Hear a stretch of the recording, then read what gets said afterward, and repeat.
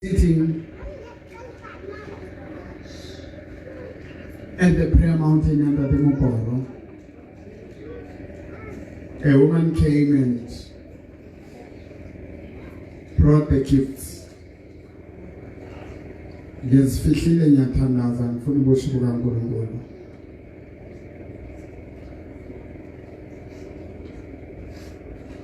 uNkulunkulu wangisebenzisa iminyaka more than 40 years.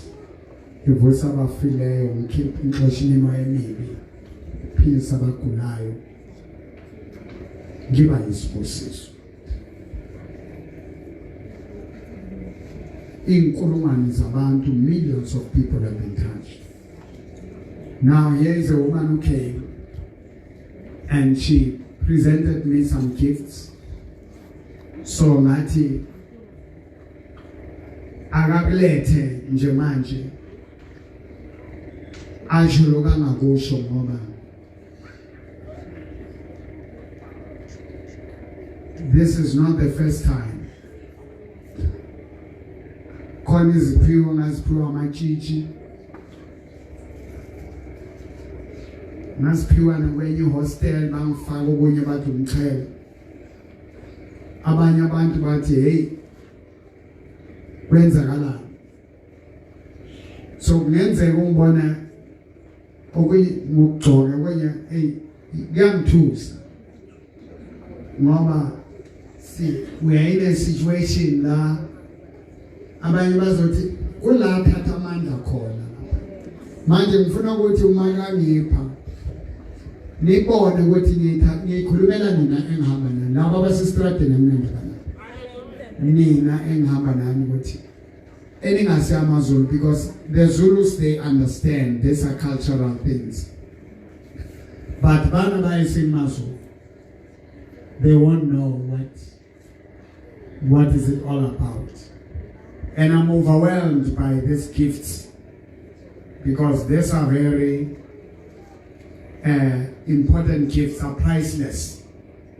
You can see they have a meaning, but she will explain. And I believe millions of people that have touched, there's a spiritual awakening. People are rising all over. People are remembering, and God is remembering me. Over to you, ma'am.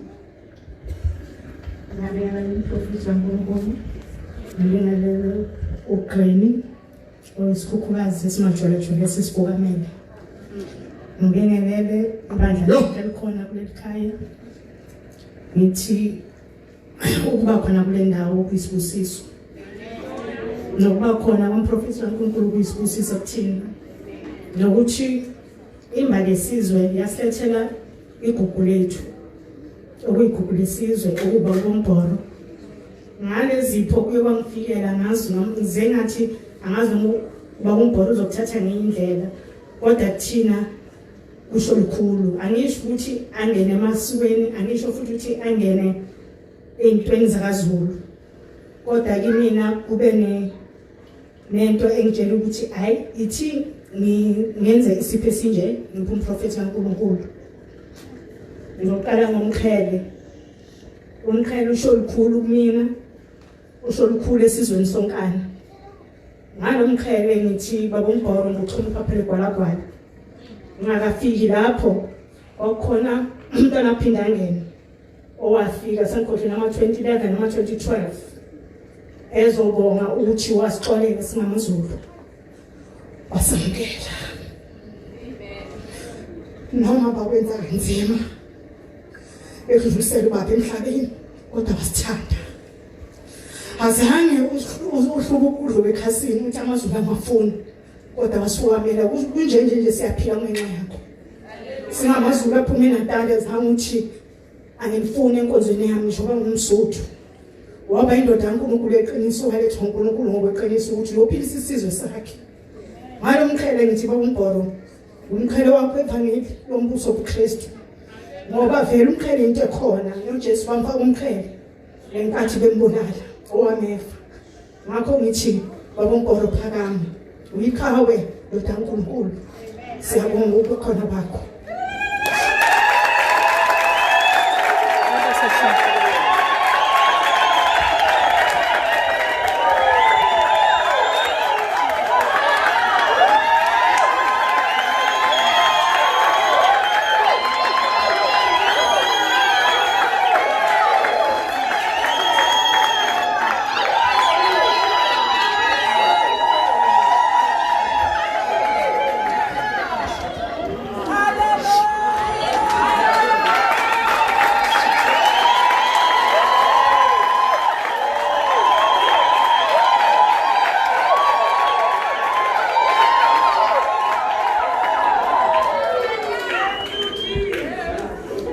Yize ukuthi ngacabanga ingqabulela sithi ingqabulela imbadada ukuthi noMose wayeyifakile akusinto yamanje naseBhayibhelini zikhona ukuthi wezwakala izwi athi uNkulunkulu Mose khumula imbadada zakho ngoba indawo ingcwele wayishiya imbadada nami kufikile kimi ngathi umprofeti kaNkulunkulu Mose wethu esiphephela kuyena othi mayikhuluma izwi kwenzeka imangaliso ngathi ke nazi ke nami imbadada nizinikeza umprofeti kaNkulunkulu ongakhethi ibala lamuntu owenza izinto zenzeke.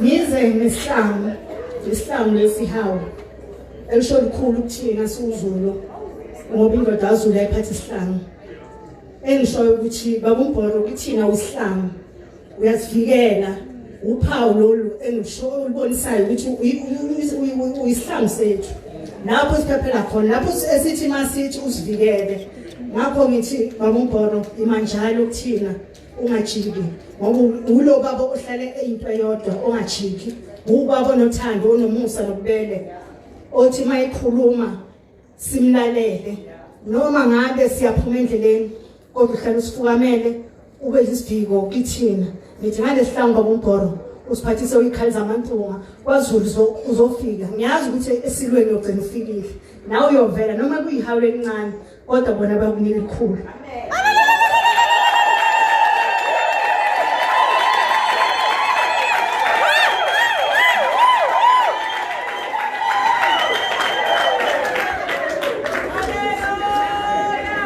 Ngiphinde ngize kulesikhwili isikhwili lesi othi mawushaya ikhanda lendoda libebovu ngakho baba uMbhoro le ifana imina yaba induku kaMose owathi mayihlaselwe zinyoka wathi kwezwakala izwi uNkulunkulu wathi Mose lehla phansi induku yakhe ethuse eyaphendwa yaba inyoka igunya zonke nangale baba uMbhoro uzobagunya bonke abayizithazi.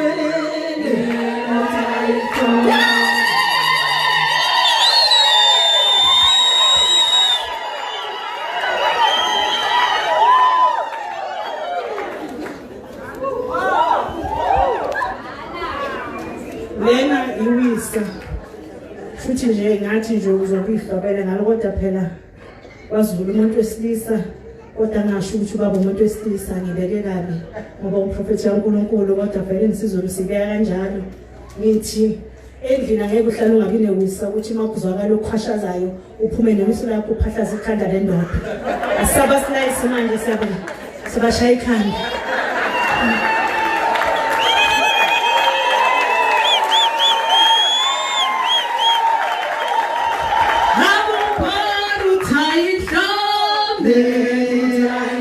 I'm a part of Thailand.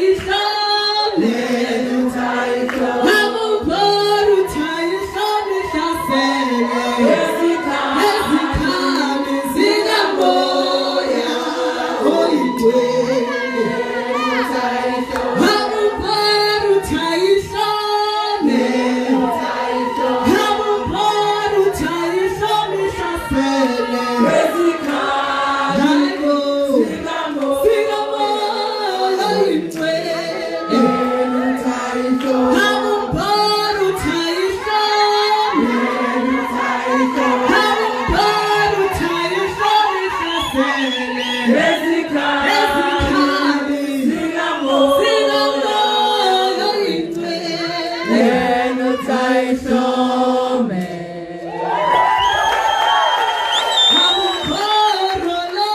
Muporolo Aiwa sotana zela Shaintolo panzi sotana zela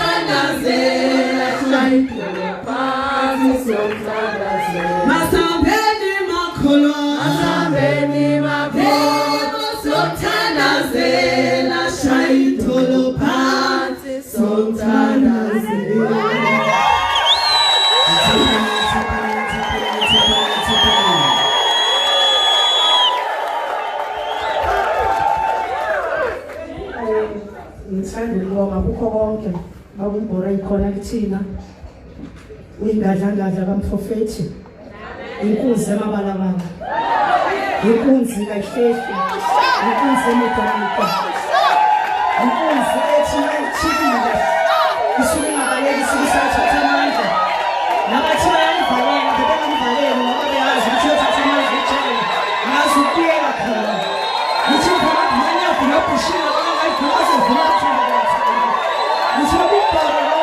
Wethu ngoba sipha uthando osipha umbele thina bezintelo ubaba othina isifumanele noma sikhali yembe sasiduduze moyeni nasenyameni siphila emoyeni nasenyameni nendoda kaNkulunkulu noma ngabe bayibhekisa phansi bayicindezela kaNkulunkulu nathi ngimile nayo noma babefana ejele ngonesuku ukuthi yobulawa kodwa uNkulunkulu wayinike assignment ukuthi uthwese umphela ukuthi izokwenza ikhaya levaleli lezulu ikhaya lophatha umbuso wazulu ngoba nimbona nje ephethe ikhaya lezikhaya zokuba uNkulunkulu uba umprofethi kaNkulunkulu owenza imangaliso sithi babubhoro nabangakaboni bezobona bethanda bengathandi nabangakuvuma bezophuma bengathandi sivumile ngiyabonga babubhoro konke sibonga ukuphila sibonga ukuba kunendawo azibube mhlawumbe ubungekho ngabe izinto ezingasiziboni kodwa sibonisa ubuhlakani uNkulunkulu akupha bona ngoba ubuhlakani njengoba Solomoni uthi mawukhuluma izinto zonke oyikhulumayo ziyenzeka siyabonga babubhoro siyabonga umprofethi kaNkulunkulu siyabonga ngadla yezulu siyabonga insimbi ezinye sithi wayethe umprofethi kaNkulunkulu kaNkulunkulu wathi mayikhuluma akhulume kuzwakale nabangakahlangani nawe ngifisa wonke abakholwa wonke abaholi bevaleli babuzwe bamelele ngey'ndlebe zikamoya benze bazohlanganyela nawe ngoba into esibhekene nayo kulo mhlaba ozamazamayo ayisafuna amandla isifuna umkhuleko ngakho-ke ndoda kaNkulunkulu akube nguwe obaholayo siyazi ukuthi songoba usathane akanamandla kodwa unamaqhinga siyabonga babuprofethi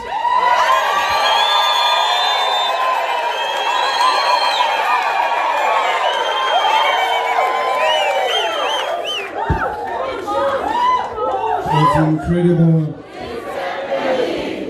I have no many words. This is overwhelming.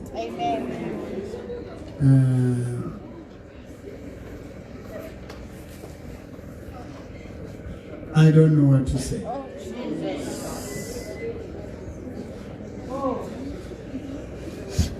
Because ngebirthday yami ngaphiwa izipho umntwana kaphinda angene namanje sisekhona e-dining room nasekamereni la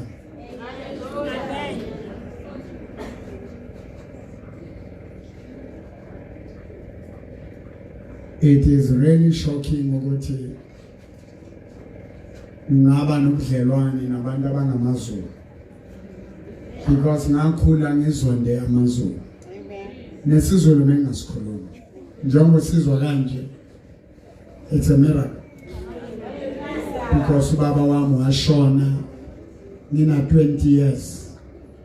Ngezimpi mezikhona. Zabantu base hostel nabaselokishini. But uNkulunkulu wanginikeza umoya wokuxolela. Makuza ama-SPU. Kwazi umntana wakaphinda ngene. From there ngathandwa amaZulu amaningi. Nasema-hostel. Ngaphiwa 80 friend kule. Le ngiyaqala ukuyibona le. Kuthi le yini? Siyephi na? Lento phezu kwenhloko. Umkhele. Bathi umqhele. You can see, I know she gave me at our head office, our prayer mountain. I had my grandchildren asking, Ndate King, Rekin Chazamazulu, Vanabak. The Tauka Batai Salus or King. Nyabonga, my spiritual daughter. That Jesus. Asnam Zulu, Asnam Kos, Asnam Sotu, we are one family. And with this, you see the power of forgiveness. If I held grudges, I wouldn't be having gifts like this. And you're watching me. You are Pila Nami, Wasizagala. I'm breaking the cycle this year.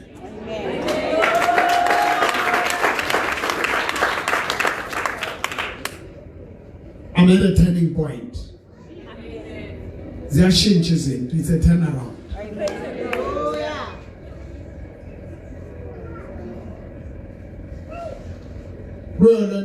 Yonke ngifunda ukuthi mawubamba isiphiwo sakho ubamba lento uNkulunkulu akunika yona ngalahlekelwa yonke into but your gift will make a room for you. As long as ngiphethe lesiphiwo sokukhulula abantu sokubreak iqalekiso sokuphilisa abantu, I will never let any support. So discover your gift, your skill, your talent, improve on it, work on it. Use it. It is the only thing that will do wonders for you. So ngizocela nje ukuthi nimbeke izandla umama wakabani wakaqwane ungasondelela la nje ngizobeka izandla enje ayinokhulunywa angisena mazwi angazi ngizothini. Let me put my hands. Dear God, I speak your blessing, and speak your glory, and speak your honor. And I thank you, God, ukuthi kumaZulu wonke kunemvuselelo enkulu ozoyiletha naDa. Nalabo onginike bona. I'm coming to KZN. Ngizoyishika le mibuso kaSathane ephephula izindlu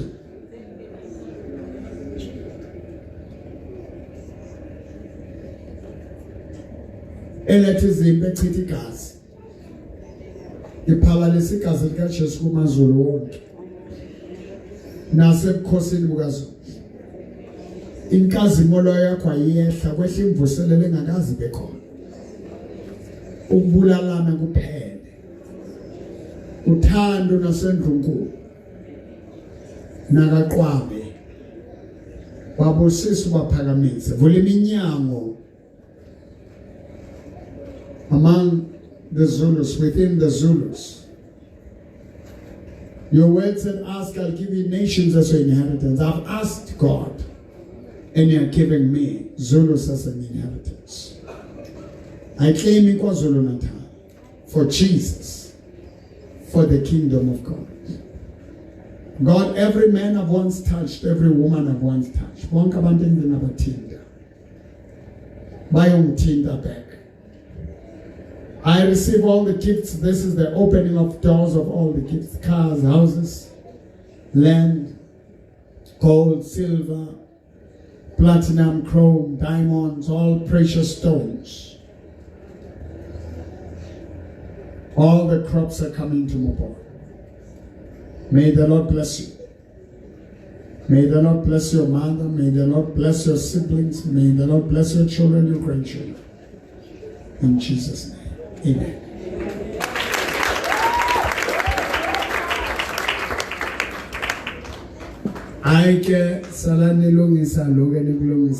Isn't this incredible?